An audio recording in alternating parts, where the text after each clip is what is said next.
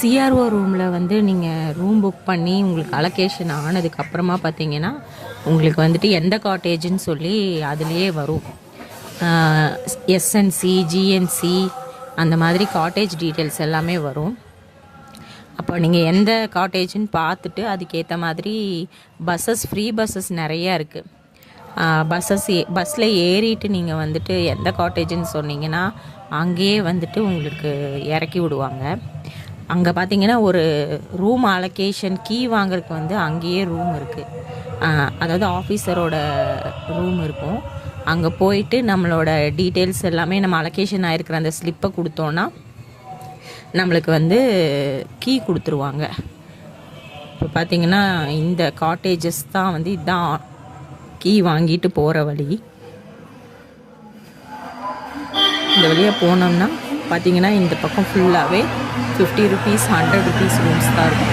ரொம்ப நல்லாயிருக்கும். 50 ருபீஸ் தான் 100 ருபீஸ் தான் பார்த்தா சாதாரணமாலாம் இல்லை. ரொம்ப ரொம்ப நல்லாயிருக்கும். மெயின்டெனன்ஸும் இப்போ எல்லாமே பார்த்திங்கன்னா புதுசாக ரெனோவேஷன் பண்ணியிருக்கிறாங்க. ரூம்ஸ் எல்லாமே டைல்ஸ் எல்லாமே நியூவாக வச்சு ஃபுல்லாக ரெனோவேஷன் பண்ணியிருக்கிறாங்க. அதுக்கப்புறம் இந்த காட்டேஜஸில் பார்த்திங்கன்னா நல்ல ஒரு அமைதியாக இருக்கும். உண்மையை சொல்லணுன்னா உங்களுக்கு அங்கே பஜார் அங்கெல்லாம் கிடைக்கிற ரூமை விட இந்த காட்டேஜஸில் ரூம் கிடச்சிதுன்னா உங்களுக்கு வந்துட்டு ரொம்ப பீஸ்ஃபுல்லாக அமைதியாக இருக்கும். விடிய காலையில் பார்த்தீங்கன்னா ஒரு 5 மணி 5:30 மணிக்கெல்லாம் வந்துட்டு சுப்ரபாதம் கேட்க ஆரம்பிச்சிருவோம். இந்த பக்கம்லாம் ஃபுல்லாக மைக் வச்சுருப்பாங்க. ஃபுல்லாக சுப்ரபாதம் அப்படியே செம்ம டிவைனாக இருக்கும் கேட்குறக்கே. அதுக்கப்புறமா வந்து சம்மர் சீசனில் போனீங்கன்னா கூட ஃபுல்லாக பார்த்தீங்கன்னா நைட் ஆனால் ஒரு குளிர ஆரம்பிச்சிடும். ஒரு 6 மணிக்கு மேலெல்லாம் பார்த்தீங்கன்னா இங்கெல்லாம் சரியான குளிர் அடிக்க ஆரம்பிச்சிடும். பெட்ஷீட்லாம் உங்களால் தூங்கவே முடியாது. பாருங்கள், இந்த ரூம்ஸ் எல்லாமே இங்கே இப்படி தான். இங்கே எல்லாமே ரூம்ஸ் இருக்கும். அதுக்கப்புறம் பார்த்தீங்கன்னா இங்கே வந்து உங்களுக்கு டீ காஃபி ஸ்டால் எல்லாம் இருக்கும். சூப்பராக இருக்கும். இஞ்சி டீ, நார்மல் டீ, ஜிஞ்சர், அப்புறம் க்ரீன் டீ எல்லாமே கிடைக்கும். காஃபி, டீ எல்லாமே இருக்கும்.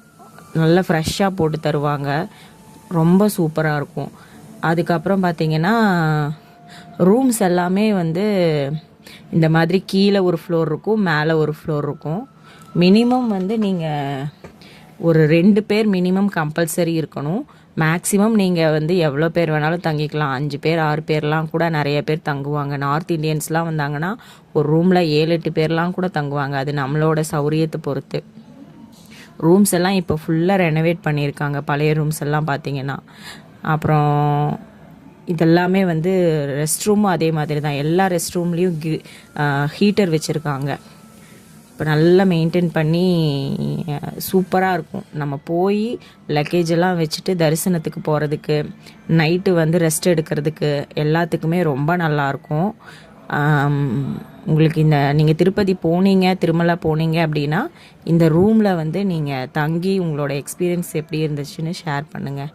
தேங்க்யூ.